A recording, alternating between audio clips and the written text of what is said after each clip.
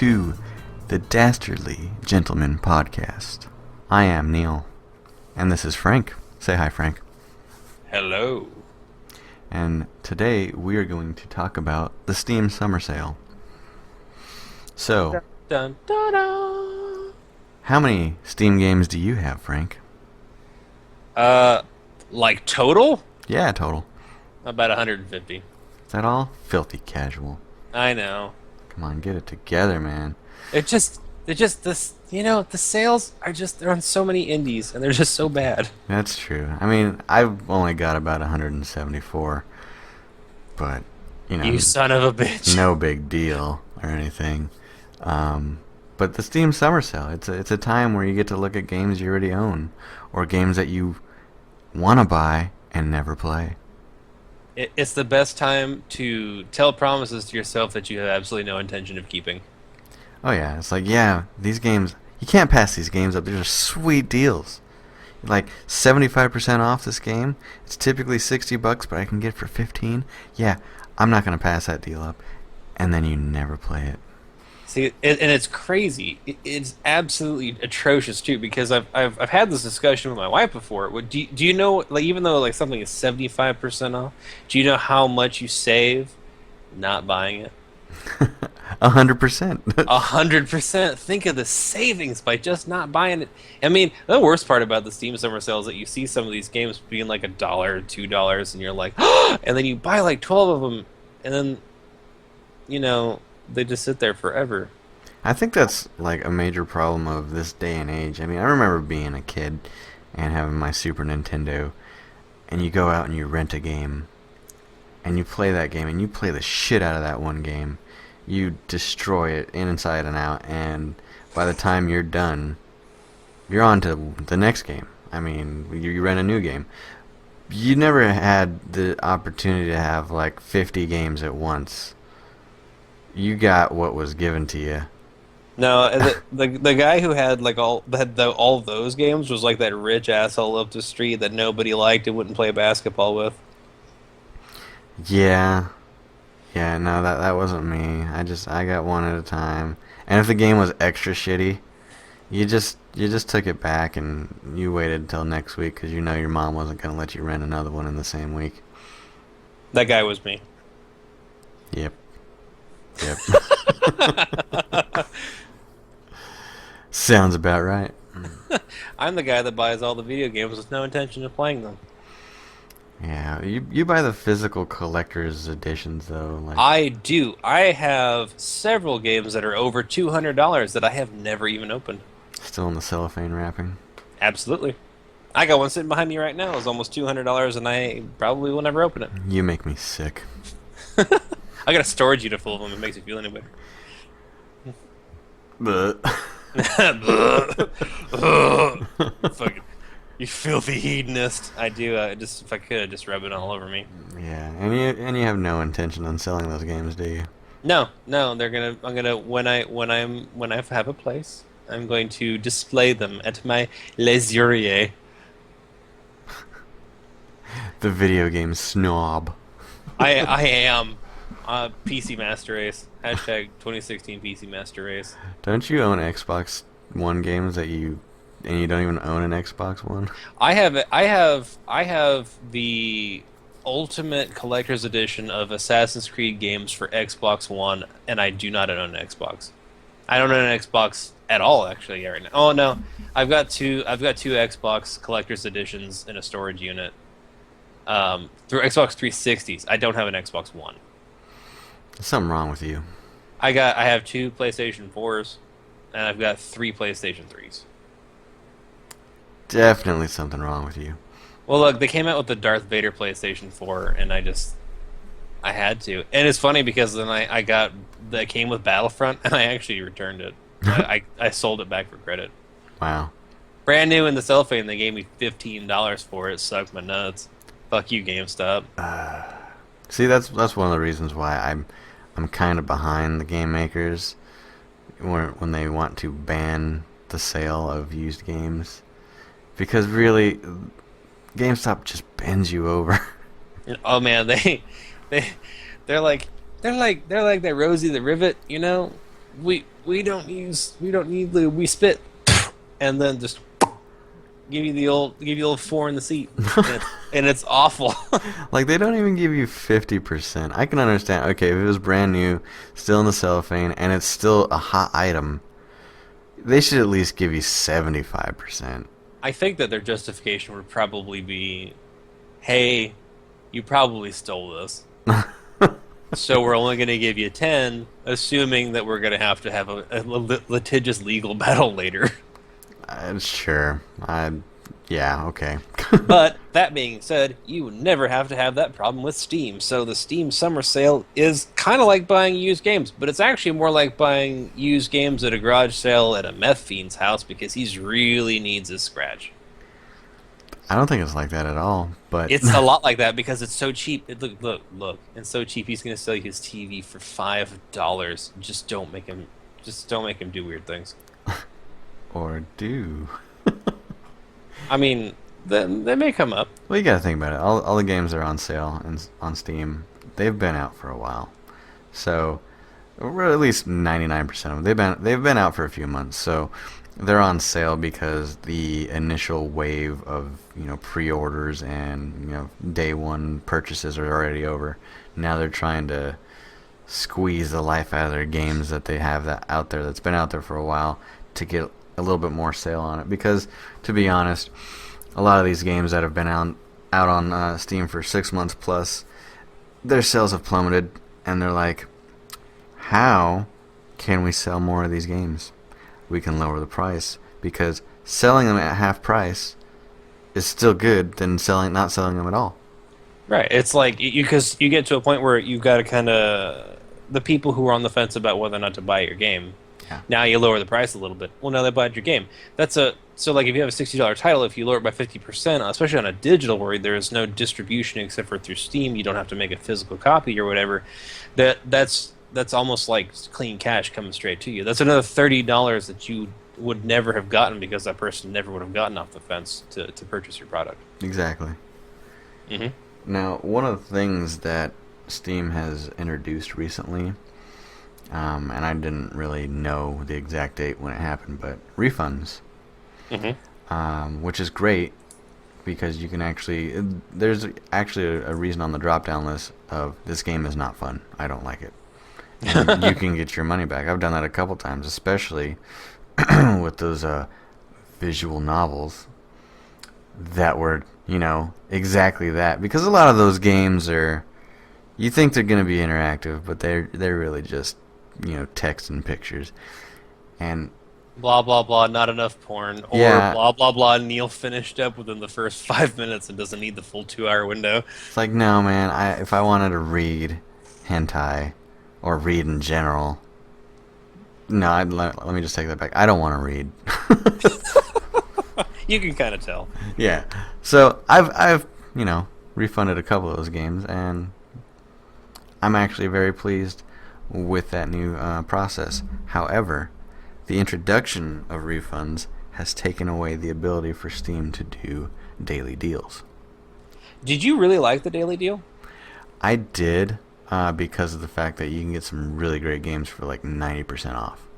But didn't you sometimes feel like the daily deal kind of screwed you over? Like say like you bought a game and it was 50% off, and then like 8 hours later or whatever, like it was 90% off, and now you're all screwed over because you didn't get you had to spend the 40% extra. I don't think I ever did that. Maybe once, and it did really irritate me. But for the most part, I would sit there and look at a game like, I really want to play that game.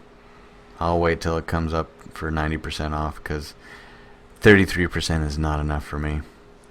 Right. I don't think I've ever purchased a game for myself that was that low of a not that unsteep of a cut. I do know that I actually feel like the flash sale was extremely anti. I don't want to call it anti-consumer. It wasn't as enjoyable as I feel like it should be. I mean, it has that like air of excitement, but I mean, like I also don't like to shop, so like I don't get excited for shit like Black Friday. Sure. And to me, it was like a daily Black Friday. And so let's say like I wanted a game, and then they were because they at one point they were doing the flash sales like the 8 hours every 8 hours it changed or whatever, Hmm. and I was like, well, let's see if this game goes on sale, and then I went to sleep or I actually decided to eat today. Then because Steam has all my money, fuck you. Uh, then I would miss out on that sale. Or if you had a job, because I mean, like the last time the Steam Summer Sale came through, I was unemployed, or I was between jobs. That's a nice way of saying didn't have a job, but I was between jobs. So I didn't. I had the opportunity to sit there and watch it, but I understand that I can imagine that a lot of people who wouldn't have had that chance to be able to sit there and kind of hawkishly keep up with it would probably been really left out. Yeah, I can see that. I mean, and I feel that way, even with Black Friday deals like on Amazon. I mean, you have to fucking be up at the stroke of midnight, or just something outlandish. And I don't know, consumerism in terms of first come first serve. It pisses me off because I care, but I don't care that much, and I don't think anybody else should either.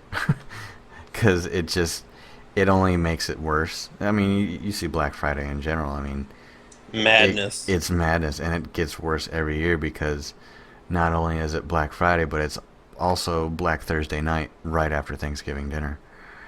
And so, Right, right, and it's like it's like with Christmas, like the soft area when it's appropriate to start decorating for Christmas is getting like earlier and earlier in the year. yeah, So like on Black Friday, it's like it used to be Black Friday. It was like 6 o'clock in the 6 o'clock in the morning is when it started. That's when the doors open. That's when Black Friday happened. Now it's like, well, I mean, we've got Thursday. Well, I mean, yeah, we got early Black Friday. We'll start it on Wednesday, or like this is our internet specials for Black Friday. We'll start them on Monday. It's like, come on. yeah. I mean, if you can afford to fucking have sales like that a whole week in advance, just make that the price from now on. Right. Assholes. Right. So what's a game that you're looking at on Steam that is exciting that you would like to share with the world? Um, Or not exciting, I guess. well, I do. The Witcher 3 is on sale for a really good deal right now. I think it's 50% off. Fallout 4 I bought day one, and I was super disappointed by it. But with the announcements at E3, I think it's actually going to be a good game now. But, I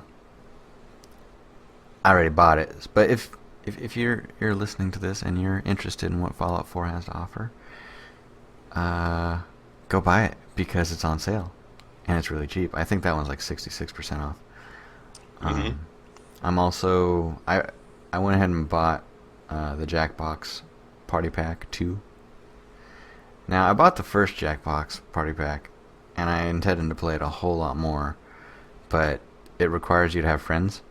What is that? It's basically a pop culture trivia game. Oh, nope, not gonna happen. It's actually a lot of fun because of the fact that it's not just pop culture. It's also science and politics and so on and so forth. Oh, okay. But they typically ask questions in a very odd way. Like they'll compare it to something like, Albert Einstein invented the nuclear bomb in 1940 something, blah blah blah blah, and he had gray hair at the time when he did it. Who else had gray hair, in the year 1975? Who was in office, sitting in the president's chair? And like it goes through a whole spiel, and then it asks a question just to throw you off. It's because you think you're going to be asked Albert Einstein. You get the idea. It asks them in very weird, interesting ways, and it's a funny game. Is what I'm trying to say. It's funny. It's humorous. I learned a lot in that one little blurb about this game. I learned one that it's not necessarily it's a party game. That's great. And Yeah. I learned that it's basically Trivial Pursuit but kind of for dicks. And three, I learned that you fell asleep during history class. Shut up. I was giving you an example. God. So let's talk about The Witcher real quick. So the entire Witcher franchise is actually on sale for 85%, and Yeah. that's fantastic. The Witcher 3 specifically is 50% off. Mhm. The Witcher's 1 and 2, and The Witcher Board Game are 85%. Each one of them is about $1, and they are all fucking phenomenal. So if you've ever been on the fence about whether or not you want to try The Witcher, I strongly suggest it. You could also read the book, but I know that you won't. Oh, I totally won't. And to be honest with you, I probably won't buy The Witcher 3 because if it's anything like The Witcher 2, which it is, which, don't get me wrong, I really enjoyed the first 20 minutes that I played of it because that's about all I played. Very impressive graphically. The story seemed to be going in a great direction until I gave up on it. I don't know. It's just one of those games where you pick up and it's really overwhelming to where it's like, I'm gonna spend the next 3 weeks playing this game. Yep. How about we don't? That is a very good point. It is an open world game that there is so much to do. It's on par. It's easily on par, if not greater, than Skyrim. And you know what? Skyrim. I picked up Skyrim when it was on sale, and I picked it up and I played it, and then I looked at the clock and it was 3 hours later. Like I didn't have that effect with The Witcher, and it's probably because the difference between Skyrim and The Witcher is that the dialogue in The Witcher takes you out of the game. I mean, it's not bad. It's good story, and the way they do it is very interesting. But Skyrim, you are moving while they're talking pretty much all the time. Right, and the difference being that, like, in Skyrim, the story occurs with you whether you're there or not, and like you're around the story, and you move the story basically through different kinds of quests. And like you said, there's never a cutscene really. Yeah. And it's always been like that with the Bethesda open world games. Whereas like with The Witcher, it's open world, and then you have moments where you can move and the story's happening around you. But then there are cutscenes where like you experience a movie like dialogue where like it has that interruption, that is a valid point. The voice acting is fucking phenomenal, though. I mean, like everything. I don't know. I will gush about this game till the end of time. Like I love Metal Gear, for example, because these are contemporaries that came out within like a month of each other. Sure. I love Metal Gear with a passion. That story, the story of all the Metal Gear franchise, just is etched into my soul, and it is something I can talk about for hours. The Witcher is a way better game. Comparatively, like Metal Gear 5 to The Witcher 3. The Witcher 3 is hands down a better game. Like, I've sat down and I beat Metal Gear 5. I have beaten The Witcher 3. I am replaying The Witcher 3.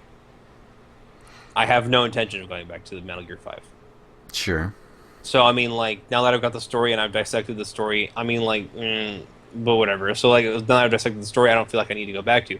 But with The Witcher, there's so much to do, and there's so many different options to take, and there's so many different ways that you can play the story, and you can see different things that you couldn't see if you went one way or the other. And then, like, there are certain things that you can only encounter if you go in at certain times and whatever, and it's all random, and sometimes it's random and sometimes it's not. It's just there's so much to do. It's so much to see. They just came out with the new DLC, so you're getting 50% off on The Witcher 3, which I think makes it $29. Yeah. And then you've got the two DLCs that just came out. I'm sorry, $24.99 for The Witcher 3. You got the two DLCs that just came out. I think that they're $25 each.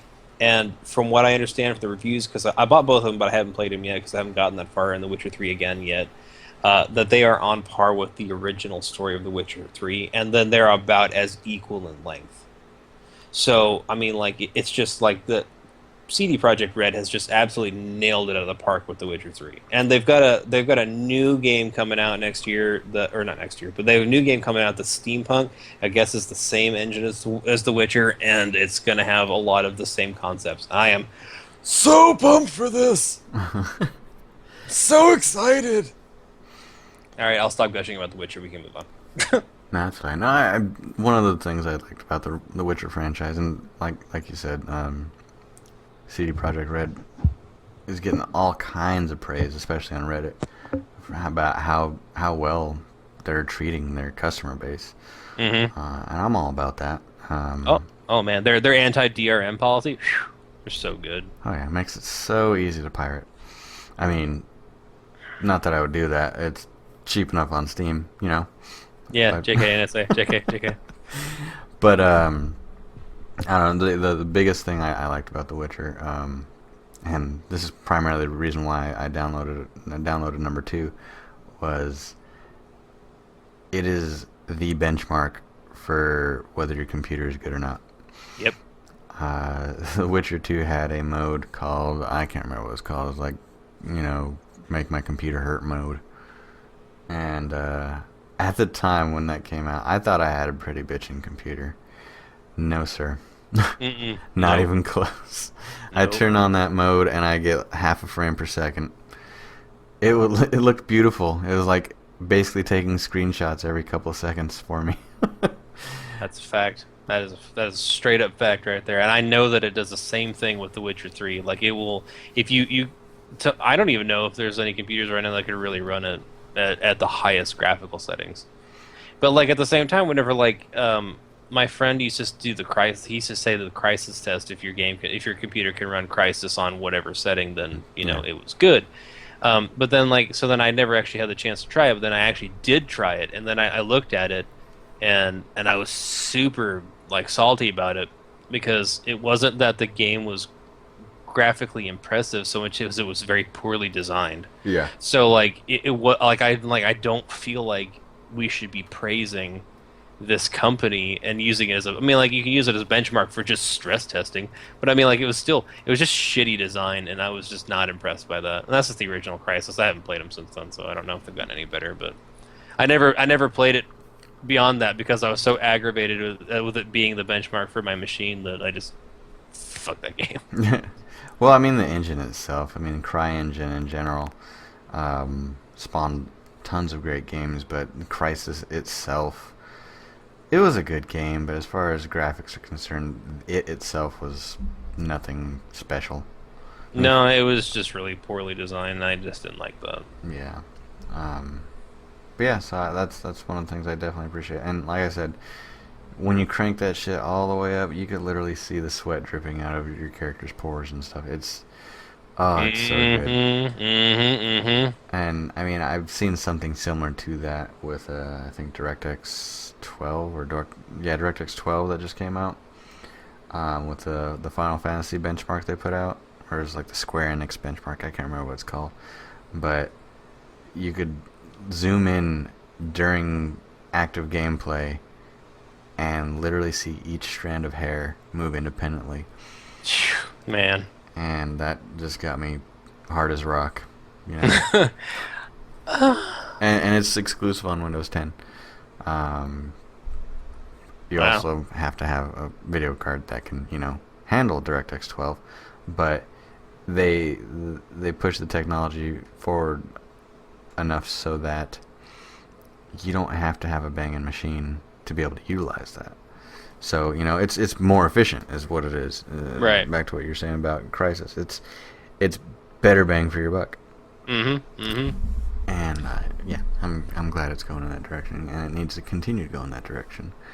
But yeah, so as far as deals are concerned, the only other game that I would strongly recommend, because I can't really recommend anything that I haven't played, because that would be just unethical of me. Right. Undertale's on sale. Not that when it's full price is it a bank breaker, but it's $7. It's typically 10. It is hands down the best role playing game I've played in a long time. Here's a sad thing about Undertale, and it's a personal issue for me. Okay. In that I look at Undertale and I hear people tell me about how good it is and how I should play it, and I appreciate that.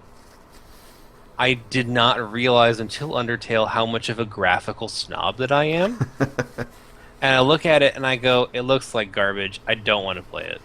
And I hate that because I feel like I owe it to myself to play it, but I just can't bring myself to summon the strength to really kind of get into it. And I think I think that's unfortunate, but that is me, It I is guess. very strongly unfortunate because of the fact that you're depriving yourself of a good game there, and it's not like the game is long. I mean, you can literally beat the game in under an hour, but there's just so many different ways you can play the game.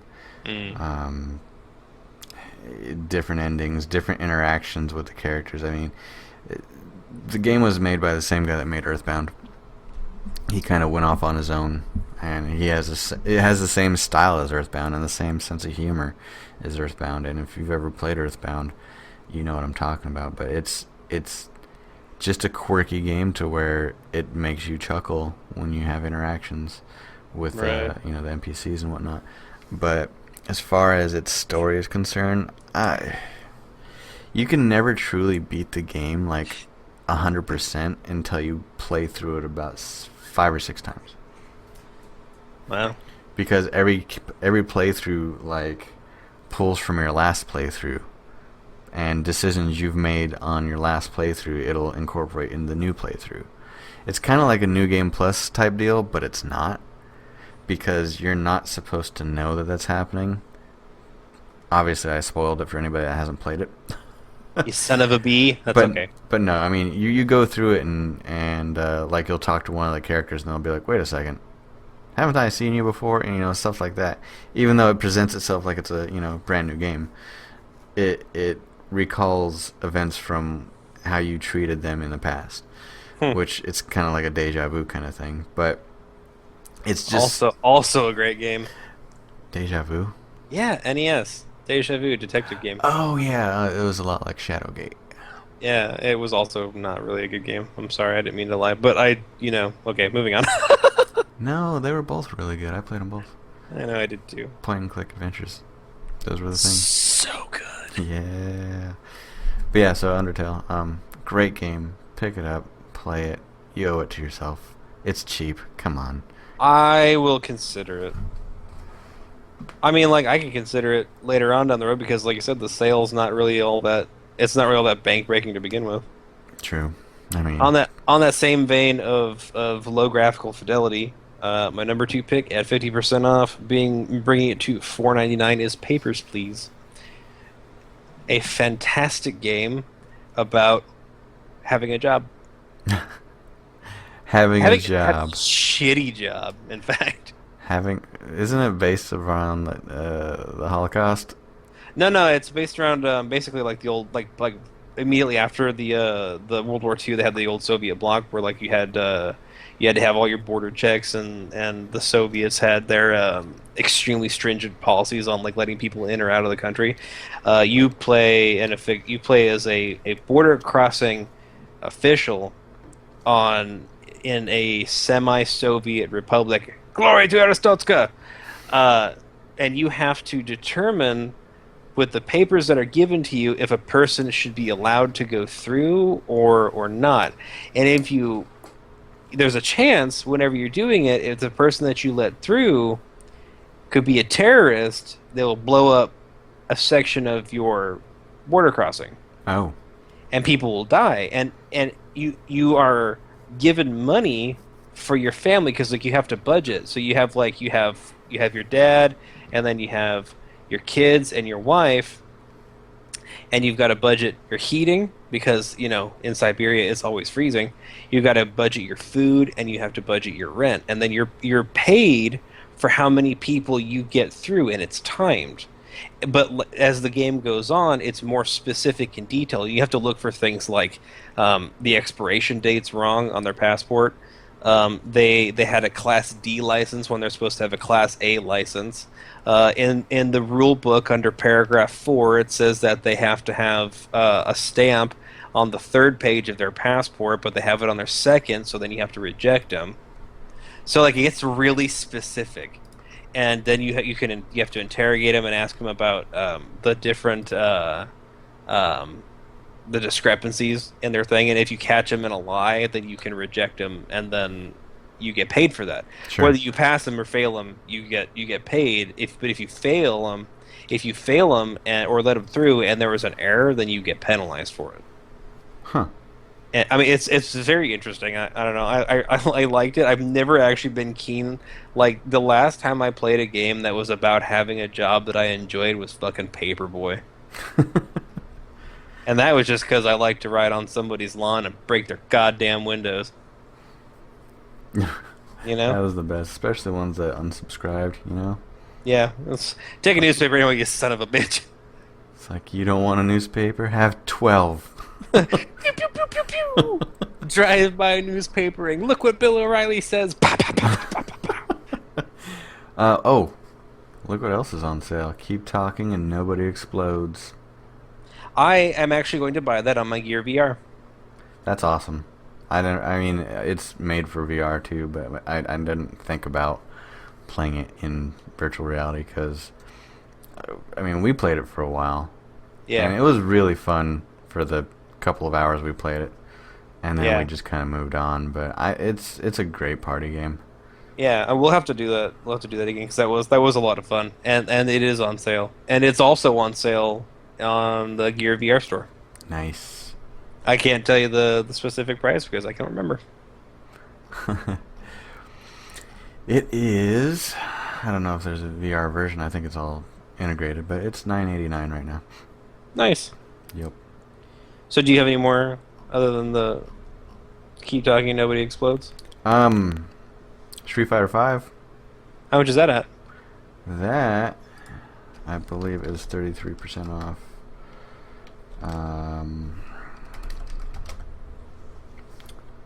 Why isn't it showing up? That's silly. Oh, it's Silly. $40.19. Wow, that is actually really effing expensive. It really is. And you know what? I had to buy it. I refused to buy it at fucking $60 because it's still an unfinished game. Right. The Is story. the net code getting any better on it? I know that when it first came out, they were having real issues with connectivity. I haven't had too much trouble with it in the few hours I've played. It plays a lot like Street Fighter 3 Third Strike on Xbox Live played, which they use the GGWP engine, which is it. It uses predictive input basically, and when you're experiencing heavy lag, which no amount of fucking predictability is gonna compensate for lag, but when you're experiencing heavy lag, it kind of predicts what your opponent's gonna do as it's happening, and then if it turns out that your opponent decided to do something differently, it'll rewind it real quick and do that different thing instead, which really throws you the fuck off. But if it turns out that the prediction engine was correct, it pretends like there was no lag. So what you're saying is Skynet's playing video games now. A really poor version of Skynet, yes. Like, I think you're gonna kick. Oh, you punched. Just kidding. Let's go back 2 seconds. So it's Skinet. Yeah. But as far as Street Fighter Five is concerned, it's not bad. Online, anyways. There is a major issue with rage quitters, and they're still addressing that. I've been reading the forums on Capcom, and they're trying to heavily penalize rage quitters to only play against other rage quitters, which makes me happy because you should be with your own people, you bastards. Uh, I do not like to rage quit. Especially if I'm playing any kind of Street Fighter, if I know that I'm bad, until I get to where like I'm doing okay, I will just play Cammy all the time, Yeah. because then no matter what happens, I'm laying down looking at Battlethong. I'm either standing up looking at Battlethong, or I'm laying down and I'm looking at Battlethong. Fair enough. Well, as far as my plans go for Street Fighter Five, I'm gonna try, man. I'm gonna try and restore my former glory of Are you Street gonna try to Fighter. go to Evo? Oh no, not until I can convince myself that I'm good again. Bye. Are you gonna put on like a workout sweater and a sweatband, and you're gonna play Eye of the Tiger and play Street Fighter for fucking like 400 hours a week? No, Um, I'm not gonna do any of that. But Not even the sweatband? if I do, we need to make a montage. But you need to get a GoPro and follow me around. I will be there. No, you won't. You liar. Oh, look, I won't. But no, Look, I you're, am gonna try and get better and see if I can't get as good as I was at Street Fighter 3, and maybe I'll go to Evo. Because you know what the entry fee for Evo is, or at least it was 10 years ago? nope. $50. I mean, that's good. And what's great is that we can have a big old party to support you because it'll be in Vegas, and I probably won't go watch you in Evo. I'll probably just be getting drunk somewhere. That's fine. That's perfectly fine. But you know Wait, what? no, I'll show up. I'll show up with my platinum Street Fighter 5 belt, and I'll swing it around, and then my pants will disappear. You know? I'll get all the guys. One can only hope. The most hope. But the cool thing about it is if you go to Evo, and you show that you've made an entry fee and whatnot, you get like 50% off your hotel room. What? Yeah. But if you stay at the Imperial Palace, it's only like $18 anyway. So So it'll be 9. yeah, I know. But I was thinking there. I was like, maybe I'll sign up for Evo and then just not go, so I can get 50% off my hotel room. And I'm like, oh wait, I stay at the Imperial Palace. It's dirt fucking cheap anyway. So never mind. Yes. So Steam sale, Doom is 40% off. It just came out. I don't know how I feel about Doom. It is so good. Is it? It is so good. It is everything that you want in a Doom game. Because it has this ability through silence to really emote the aggression that the protagonist feels throughout the entire game, and his absolute disregard for different modes of authority that attempt to harangue him into their little plans on Mars. Guess I'm trying to talk about without any spoilers, but like, it's got there is no aiming down sights. It's all running a gun, and you get double jumps. I mean, rockets are your way of life. Graphically, it's fantastic.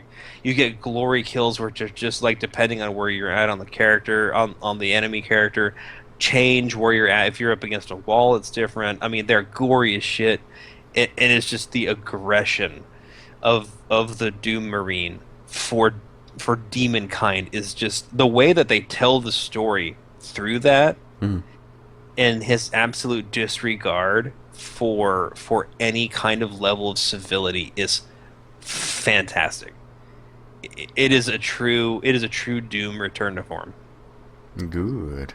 I loved it. It is wonderful. I might have to check it out then. I still haven't played Doom 3. I've only ever watched people play Doom 3. And Doom 3 was disappointing because Doom 3 in the beginning was like a horror game. Yeah. And then it got into just kind of like a bullet spongy kind of meh game. Yeah. Towards the end, and I didn't like that. Speaking I liked of, the horror. I thought the horror was neat. Speaking of Doom 3, that is one of the many games in my Steam library that I've never played.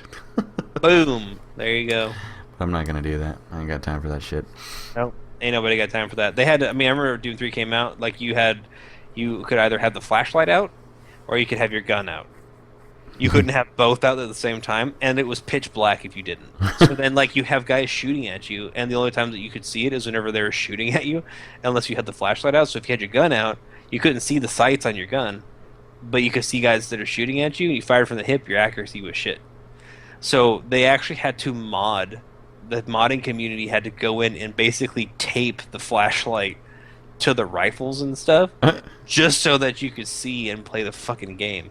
I remember, like, when I played that, I mean, I was white-knuckled so pissed off because I'm like, this is bullshit. I can't see anything. It's so fucking dark. You would think that they would have fixed that before they released the fucking game. I mean, it's kind of a big deal. That's a super big deal. That is a super duper big deal. I mean, as a game designing company, I think your testers would probably be pretty salty. Why wouldn't you be like, you know what? Let's take the tester's word at this. Let's give this character 2 arms. Yeah. I just wish that like someone would have like leaned back in their recliner, dusted off the crumbs off their chest, and been like, "Do you think that this guy probably could use a flashlight?" I mean, like, I know he's got one, but don't you think that he could either use both hands or maybe he could just like put it on his rifle? Because I mean, like they do that. This is the future. I mean, you can put lights on guns. You know? Don't you know? What is this? Don't you know? Alright, so the makers of Doom are Canadian. I mean, they must have been because they couldn't figure that out. Or Wisconsin. You're from Wisconsin. We're from Wisconsin. We practice Sharia law. No flashlights ever.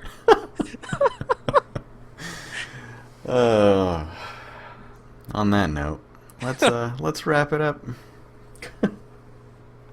Steam sale is so good. There are so many titles on there right now that are dirt ass cheap. I mean, I'm just gonna. I got the rest of this list. I'm gonna breeze in. They're all 75%. Shadow of Mordor, This War of Mine, Vermintide is 50%. Wolfenstein, The New Order is 50%. They're dirt cheap. There's no reason not to go pick these titles up. They are fantastic. Or you could just buy them and leave them in your library forever, like me. I mean, That's what I do. that is an option. And like we said before, you could save a lot of money by just not buying anything. But that also makes you a shitty person. So support the company. Buy the goddamn game. Buy This War of Mine. It's only a few dollars, and it's so good. It's so good. I killed an old guy that was sick. I hit him in the face with a hatchet until he stopped moving. It was so good. I just can't. It's $5. Look, you can murder a guy in his sleep for $5. I played that game for a little bit. It's another one of those super overwhelming games. I loved that game. I discovered I'm an evil person. Well, I mean, Yeah. okay, no, I didn't discover it. I mean, I got to express it, and it was so good. Oh, so good. I was gonna say that's not new. Not even a little. Not even a little. Well, that was it, folks. We'll have to see you next time. Bye. See ya.